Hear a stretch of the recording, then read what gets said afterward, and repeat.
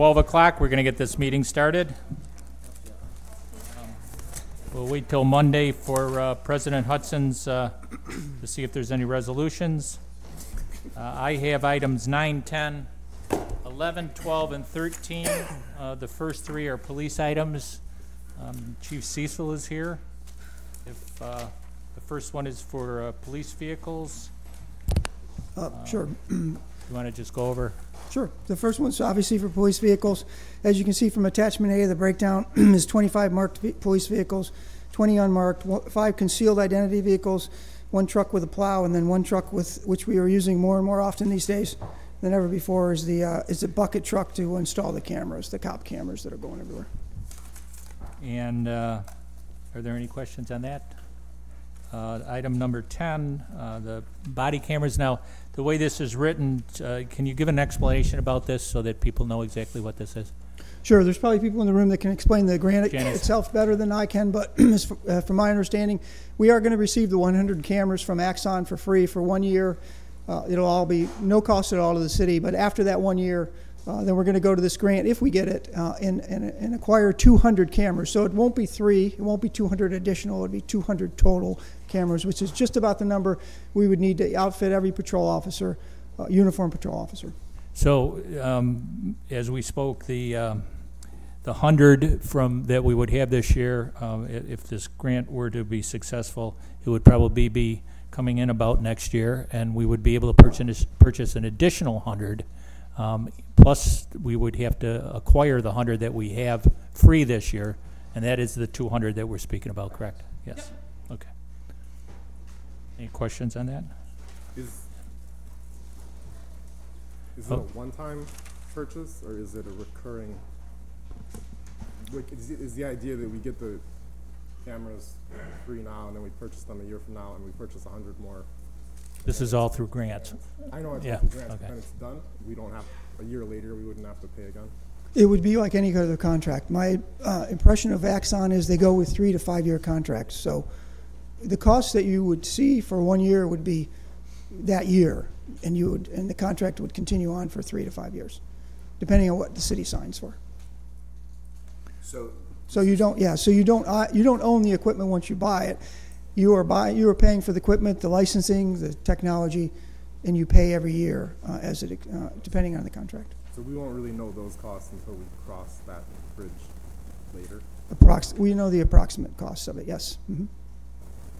We do know the approximate cost? I'm sorry. It seems like from last time, and it was like 3 counselors ago, it seems like meetings ago, I thought the number was for 100 was about 186,000. That's just out of the top of my head, though, so it should be on record somewhere, though. And then again, that's an approximation. And there will be the necessity to purchase either A, the department determines that it wants to get more cameras, and either A, they get them from a grant, or the city purchases them, and B, replacements and all these other things so it's not like after you have 200 that the cost just ends. Correct. Yes, it is according to the contract, though. Once you buy, so say for argument's sake, we buy 100. During that period of time when you own them, not during the free period, but when you own them, if any of them go down for various reasons, Axon will send you another one. So you shouldn't have to pay anything in addition unless the damage is through some neglect or something like that.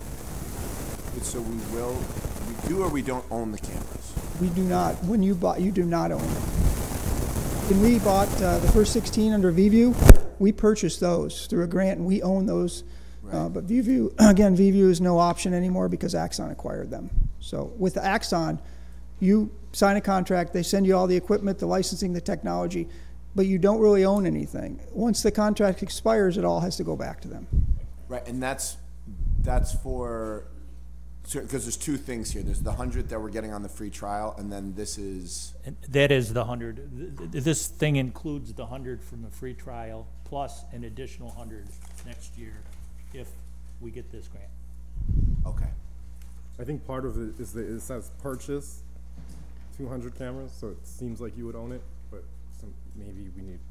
Yeah. Because we don't purchase them the first year. They're given to us for the first year. The 100 that we have is going to be given to us for the first year on a trial basis. At the end of the year, we will purchase those 100 plus an additional 100, making the purchase of 200. But to clarify, what we're purchasing is the licensing to use it. That's exactly it. Yep. Yep. Once that contract ends, we have to give all the hardware back to them and the licensing for that matter. Yeah. So it's almost like to purchase the license for 200 instead of to purchase. Like opening a Burger King. So you gotta get this stuff back. Okay, item number 11, the animal hospital. Wait, can I ask one more question? Go ahead. Sure. So the 300, that covers all the data collection and storage of the footage from the cameras as well?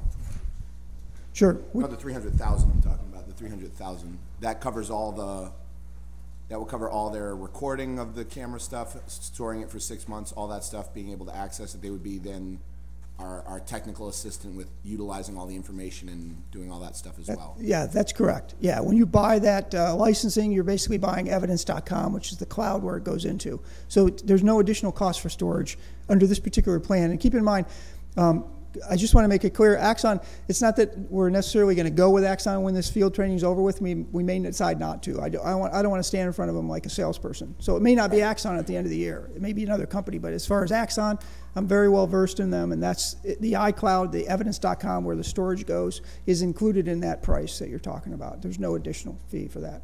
And how does the city have access to it? Do they have people that, like, the footage goes to the cloud? Mm-hmm. Do the officers or someone with the police force access the cloud, or do they have an intermediary that accesses the cloud and gives the information to you or the courts? Yeah, right. It's a good question because all the departments around the nation are asking that. And it's our data. It's ours. They have no intermediate in between it. We decide who has access and who doesn't. We can give different people different levels of access, but it's completely our footage, our data. Axon doesn't control it, doesn't have an intermediate in between. If we want something out of that, or we want to view it or even pull a piece of footage out, it's completely up to us and our technology division. And us being the police department? Yes, us being, yes, the police department, okay, or the city. Yeah. In Newark, New Jersey, their police cameras are totally open to the public. Like, you can go onto an online portal and watch them. Do you have any thoughts on that type of approach? It's because we don't take that type of approach. I hope Sure. we don't do that. Can we talk about the animal hospital? Yeah, I hope to God we're not going to allow people to just do that. Yeah, well, that's a whole other, I mean, that's a committee meeting. So Absolutely, you're right. Go to 11. Thank you. Sure. 11 is the veterinarian clinic that we've gone to for, I don't know, I think it's been 10 or 11 years now. It might be longer. We go to them because they're very well versed in canine dogs and the type of ailments and injuries that they get. So if anyone's wondering why we have never gone to a different one, it's that one. It's very good with dealing with canine dogs that do have different injuries and ailments and even different dog food than your average dog, your average pet. Okay. Thank you, Chief. Any other questions? Otherwise, Chief Mond? Thank you. The next two are fire questions, 12 and 13.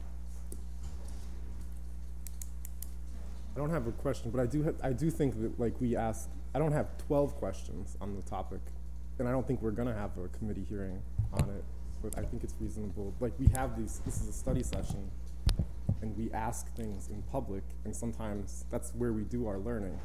So it needs to be okay for us to have questions and not just say, let's punt it to a committee meeting.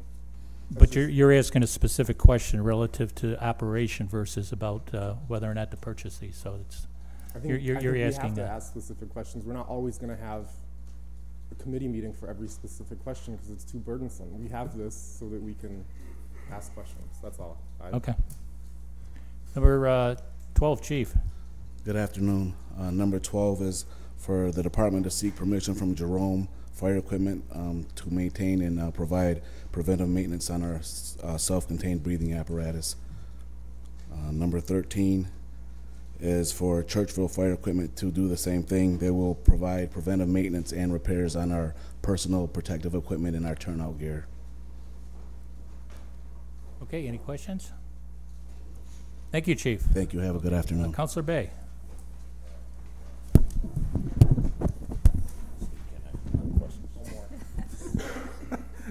Thank you, Mr. Majority Leader. Item number 14. Is there anyone? How you doing?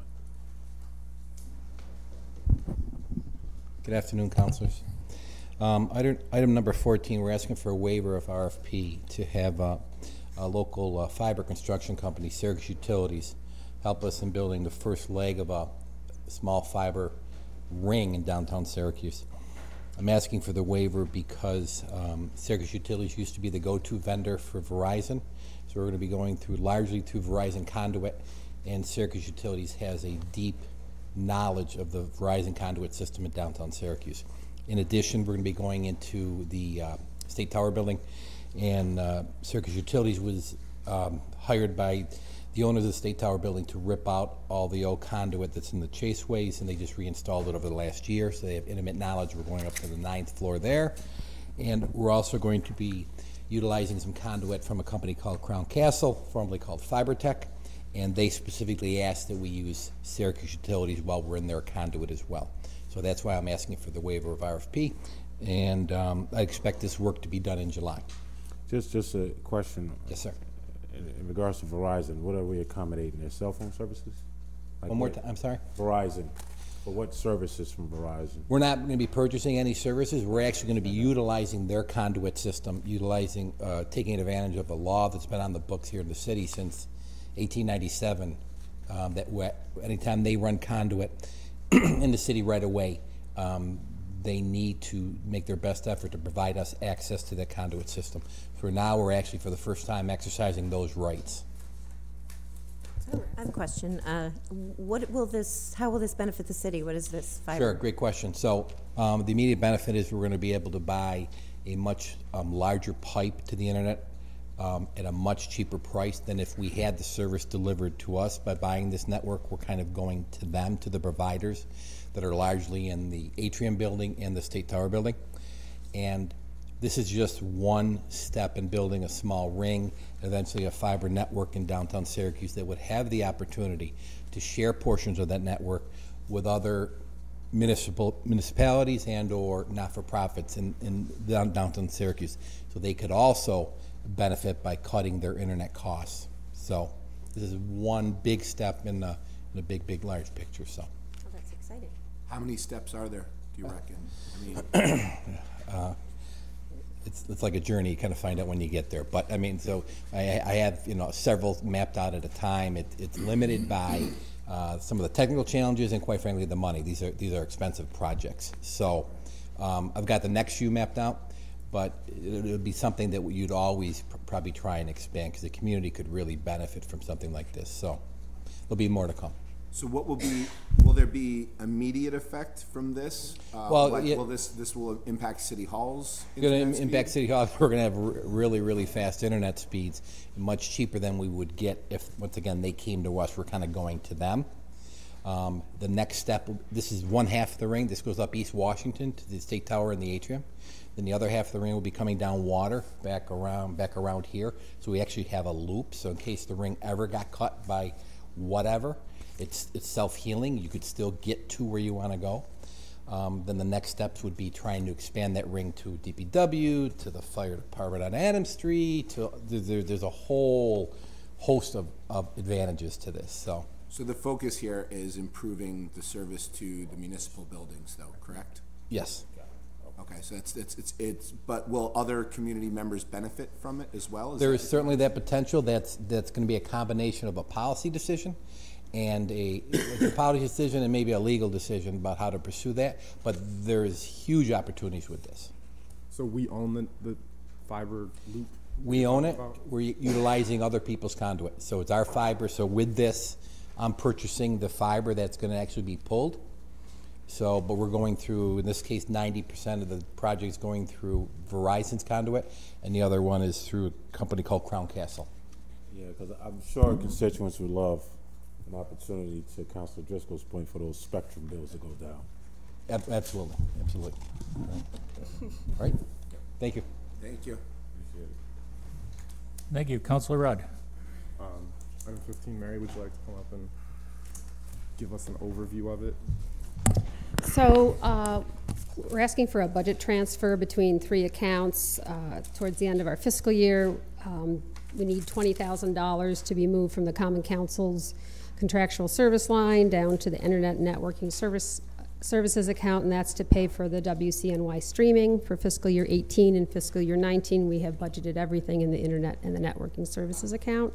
We need to move about $70,000 in our fiscal services. We've had large expenditures in our bank service charges this year, plus our charges that were from capital markets, which is the fiscal advisor on all our bonding. We did some additional bonding this year, so it cost the city extra money. And then we need to move $10,000 from just from the external auditor's account over to the special audit services. There were some additional services into different funds for our financial statements, and it's just a wash in those two accounts. The fiscal services went up because we bonded more, so more. We did a little more bonding this year, but it's basically right now in the bank service charges, the monthly service charges. Our 6-month service charge from Chase Bank was $125,000. That's higher than we expected.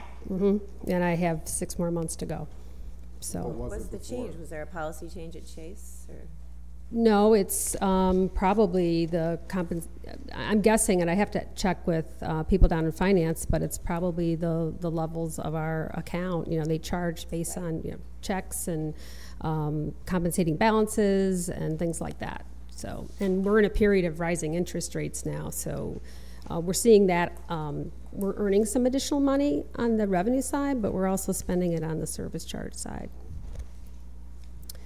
I also can speak to items number 16 and 17, 18 I'm sorry, and... with the special audit services, the 10 grand change, what was that?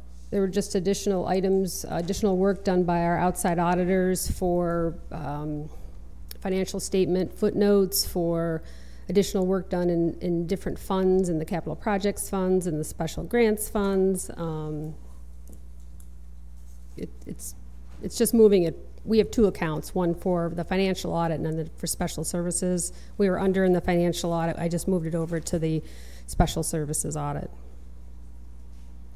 On the fiscal services, could you just provide a breakdown of what exactly the 70,000 is? So if it's like, I will give you a comparison of where we are right now versus where we are last year. right, because I just heard you say multiple reasons, like interest rates are going up, fees are going up, all that, so just an understanding of what it is. And there are other banks around, maybe. Usually when you call another one and they offer you... Well, we do business with Bank of America, Chase, Citizen, Key Bank. We do business with all the banks in town. Thank you. Any other questions on that? The transfer? I know, keep going, sorry. Okay, so the waiver of competitive bid with Two Brothers Printing of Moravia, items 16 and 17. The difference between the two are the fiscal years. One is for this year, fiscal year 18. One will be next year for fiscal year 19, and that's for the printing of the Common Council proceedings. I have a question. So I understand they're the only ones bidding on it. Do we have a sense of why no one else is interested? And a number of years ago, we did put it out to bid. We did take the lowest bidder, and it wasn't done properly. I think John can probably... This is a specialized printing job, and most new printers don't want to take it. And Two Brothers does this for other government agencies, and they're set up for it. And we haven't had any problems since going back to using them. And then items 18 and 19 are waiver of competitive bid for Municipal Code Corporation, which prints our supplements. So 18 is for supplement number 37, and 19 is going to be for supplement 38 next year. When you pass revised general ordinances, at the course of the year, the law department and I review those, and annually we send them into the code book, and you'll see the book, if you go in the council office, has newer pages and older pages. We substitute pages for what laws you change in the book, and it's required, and we have it printed.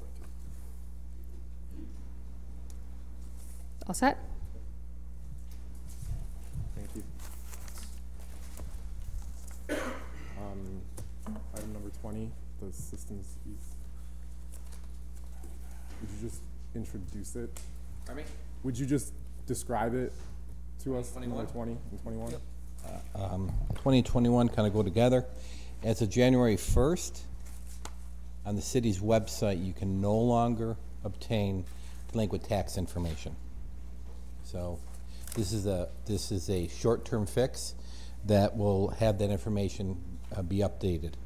There are 2 companies involved. SDG is the company that provides the web access for tax information, both for the city and the county. And Systems East, item number 20, is a company that currently tracks our delinquent taxes. We recognize this as a defect in our current tax solution, that you have current taxes collected in one place and delinquents tracked in another one. This is a reasonable short-term solution to that, so at least the public can go one place to get it all. So you're saying this is kind of a temporary solution? Is do we imagine this to be like how temporary a solution is? Yeah, maybe I didn't use the best terms. This is going to fill that gap for as long as we're on this current tax platform.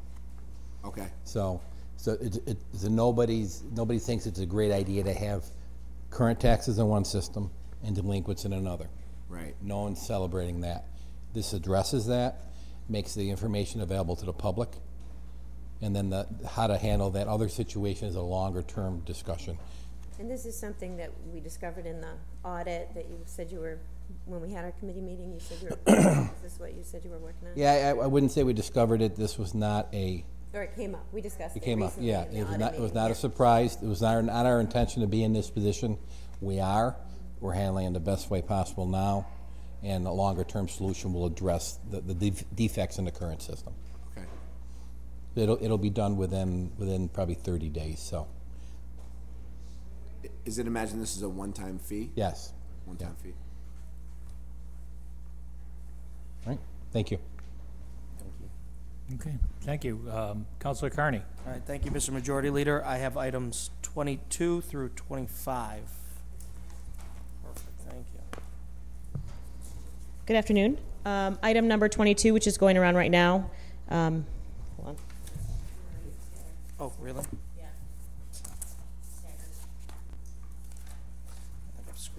Is to accept a donation from Transforming Communities Initiative on behalf of Early Childhood Alliance for 4 signage plus an additional one to be installed in Skiddy Park. There's 2 pages. And you have a proof of 2 of them. They are in both English and bilingual. The proof is 2 of them, and then the one with all of them, it's circled the 4 that we are getting, and then the 5th one would be in Spanish, an explanation of what the signage is.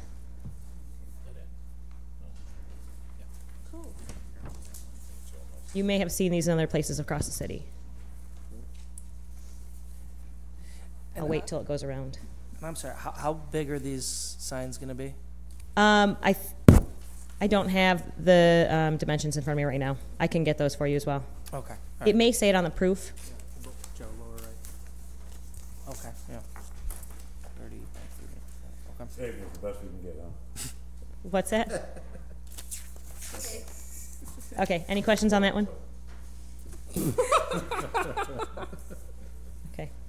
Number 23 is to enter an agreement for athletic training services for all of our various summer camps. Number 24 is to apply and enter an agreement with Kaboom for a Imagination Playground, which will help us to increase what we can offer on our mobile rec and also help us increase the age offering from what we already offer. What kind of stuff does that buy? Imagination Playground, it's a large set. Essentially, it's large blue blocks of various sizes so the very young can come and be creative and put the noodles in the holes and build castles, and they have something similar at the most in other places across the city. So it goes into like a trailer? Or like We have currently a mobile rec unit, which is a van that goes to various parks throughout the city. I think it's 4 locations a day, 5 days a week. So it's an element that we could add to what we already have. And then number 25 is for permission to purchase from Wegmans for our miscellaneous paper products and the perishable items that we cannot purchase elsewhere. I brought this up earlier in leadership. I noticed that it's less than what it was initially for. It's about $7,000. We have been working over the years to decrease just in general the amount that we have to purchase that way. So this is, I think, a more realistic of what we can do. Okay. All right. Any other questions? Thank you. I'm going to take Councilor Ryan's. They're items number 26 through, we're in DPW time, 51. 26 to 51. So a lot of them are purchases, yearly purchases, but can we start with number 26, Mary? Good afternoon, councilors. Item 26 is amending an agreement with Fisher Associates to do the construction inspection for the Evans Street Bridge project over Onondaga Creek. This project's currently out to bid. Should be completed this year, and we're asking to amend their agreement to include the inspection for $150,000. And this is a TIP project. Right, 27. 27, 28, and 29 is another TIP project. It's the Hiawatha Boulevard Bridge Sidewalk Improvement Project to improve the sidewalks across the bridge in conjunction with the creek walk, because the sidewalk right now is not doesn't meet the standards of the creek walk. We're asking to amend the agreement with CNS to include the design phase. Wait, what am I doing here?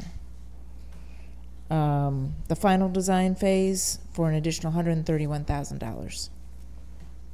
Now, on 28 and 29, it has, is this the new language that has to go in here? The city incurs all initial costs? Or is that?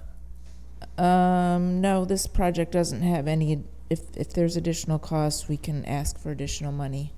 So 27 is the bond ordinance for the $131,000. No, 28 and 29. 28 is the agreement with DOT to reimburse us, and 29 is the project authorization increase. Okay.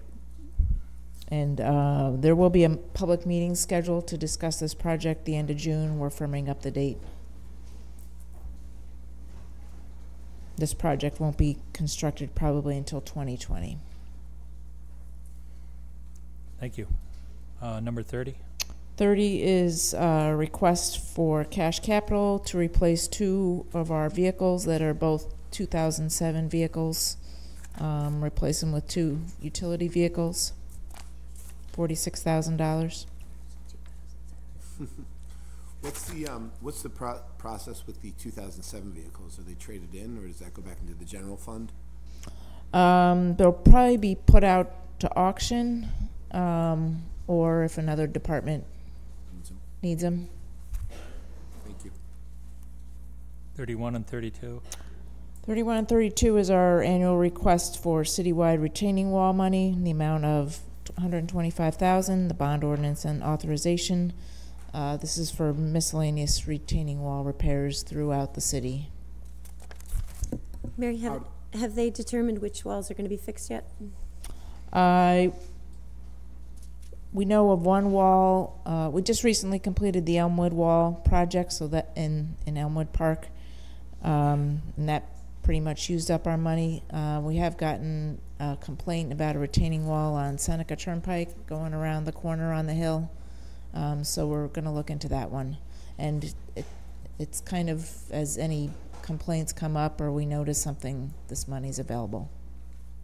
Thank you. I was actually going to ask you about the Seneca Turnpike wall, so thanks. Yep. You saw Also that Rudd? coming, right? No, that's great. Oh. 33 and 34. 33 and 34, similar annual money for our minor rehab of city bridges. This is to cover repairs to flags that DOT inspects all our vehicular bridges. So anything that they flag, we use this money to make if it's a minor project, a minor rehabilitation, we use this to address that repair. Okay, 35. 35 is associated with the Creek Walk Phase 2 project that we're working on. In your packet, there's a map that shows 2 properties, 341 Midland and 353 Midland, that are owned by the land bank, and we're taking roughly 30 to 37 feet along the Creek Walk for the Creek Walk project, and then the middle property is a city property, that's 345, and we're going to keep the 30 feet adjacent to the creek, and in a future ordinance give that parcel to the land bank. So the land bank owns these properties now? The land bank owns the 2 outer ones, the city owns the inner one, so we're kind of doing a swap. Okay. It's hard to determine proximity from this map. I can show you afterwards, Counselor, if you like. If you see where the Creek Walk, or the Onondaga Creek is. There's a line drawn. And there's two dimensions. One on one side it's 30 feet, and on the other end it's 37 feet. So that's those three rectangle squares are going to be for the creek walk, and then the back portion, or the portion towards Midland Ave, would all end up being the land bank at the end. But we do have to come to you to transfer the one city parcel to the land bank at a later date. Right now we need the property so that we can meet our deadline for final design of the creek walk, so that we can get the money for construction. Just to clarify, so this is this like the yards of these parcels, or? Yeah, it will be the yards, back not portion. So there's properties beyond where you're putting Right. the walk? Yep. Okay. Okay, any other questions on this? I believe that covers my items. Yes, Thank you. Actually, can I ask one more question? Sure. Are those properties, what condition are they in? I mean, I know they're with the land bank. Do we know if they're like?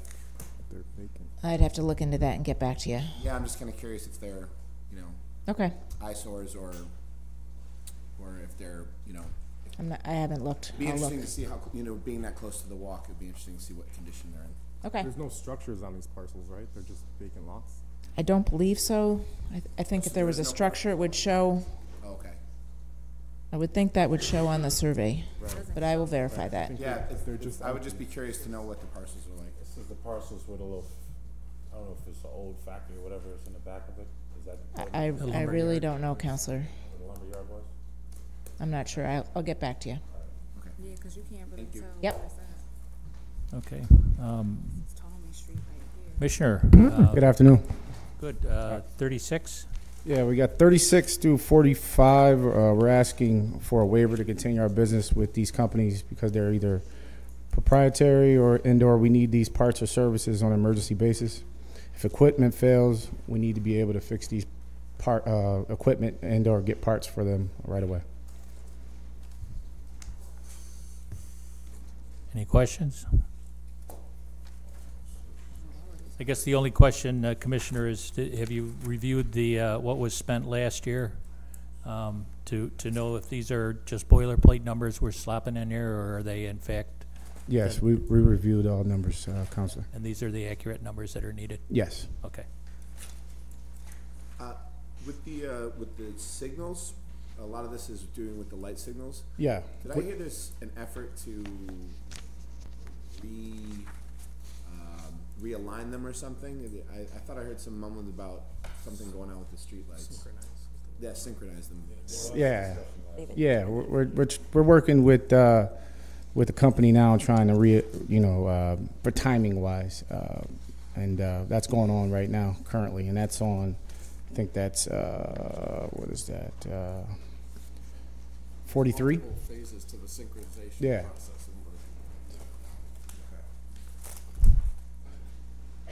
So to answer your question, Counselor, we're working on it right now currently. So does some of this factor into that? Yes.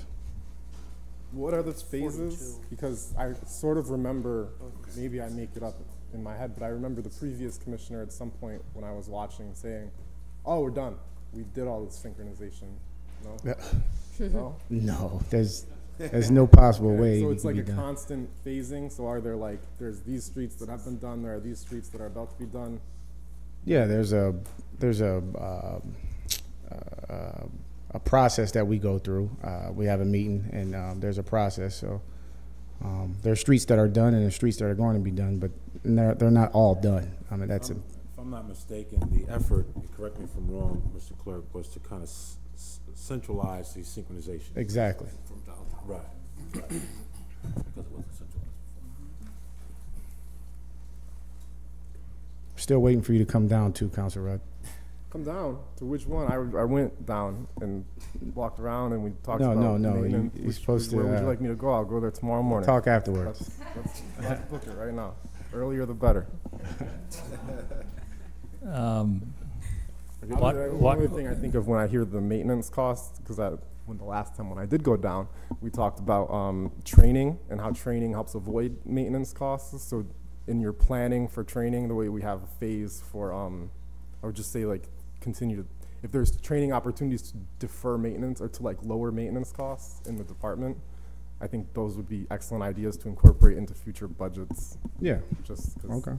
We're doing that now too as well. We're training all drivers and laborers as well. So we want to make sure that our maintenance costs goes down, and if we train the drivers and the laborers, that'll correlate to lower maintenance costs.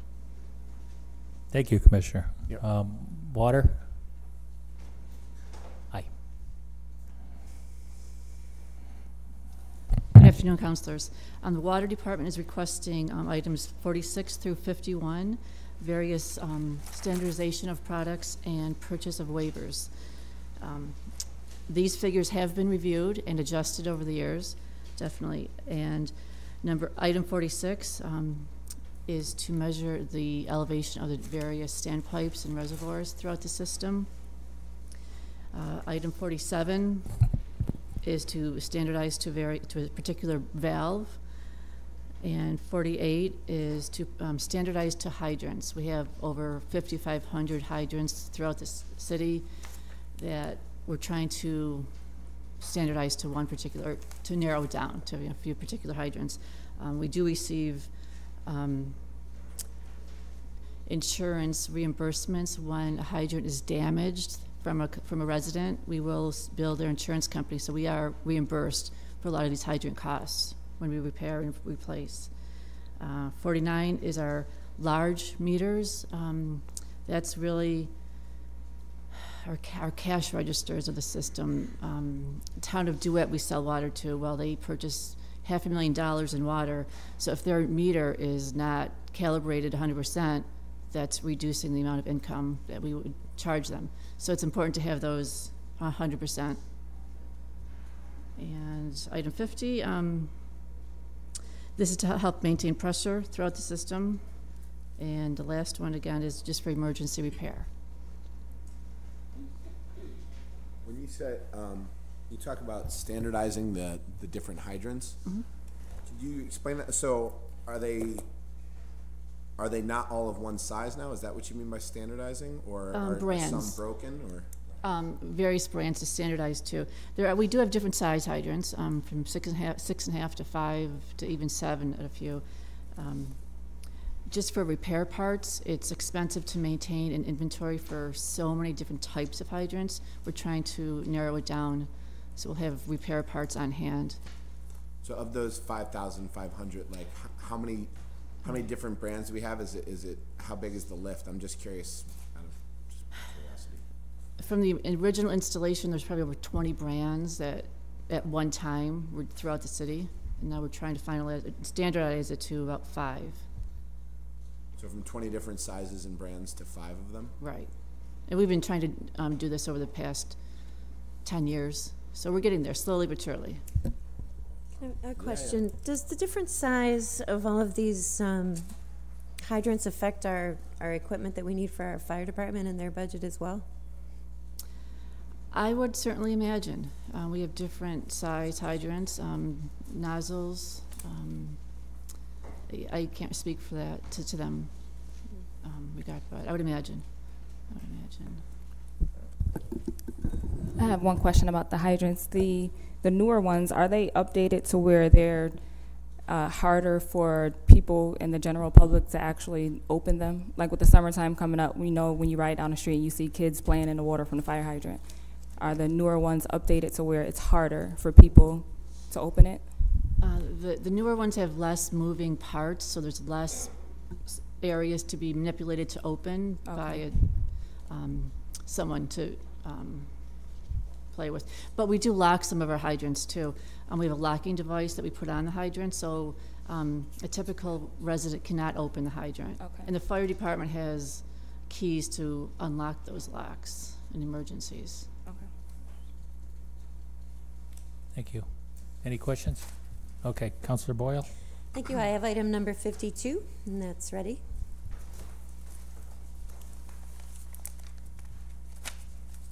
Okay, Councilor Allen. Thank you. I have items 53 through 70. Item 53 will be ready on Monday. And do I have, is Heather? Yeah, she's here.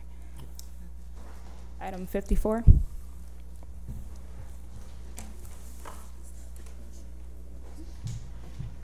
Good afternoon, councilors. Item 54 is a special permit. This is for a restaurant in Armory Square. They're requesting live entertainment and sign waiver.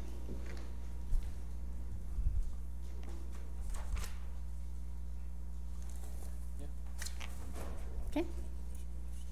Well, don't they do, like, I mean, they have, like, guys with cellos and stuff going there. I mean, I can't imagine it's going to be.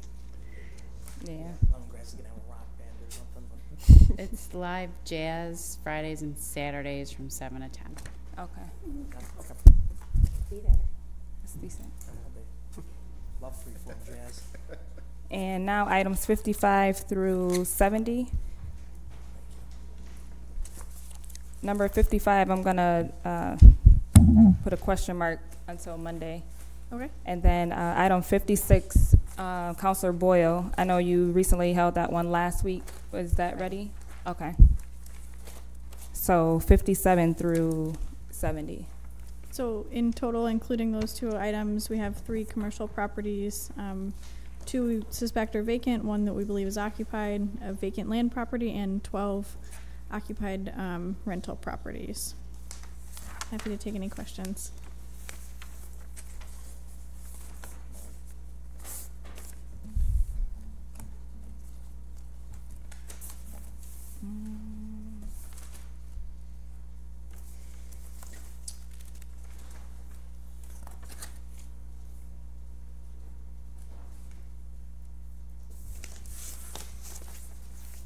This item 66, it's a 3-family house, and all 3 units are currently occupied. I would have to double check. We only mark structures as vacant when we know that all of the units are vacant, but I could check and confirm whatever information we do have. Okay. So I'll put a question mark by 66. Okay. Any other questions? No? Okay, thank you. Okay, thank you. That concludes the study session for the day. Can I get a motion? Second? Second. And all in favor?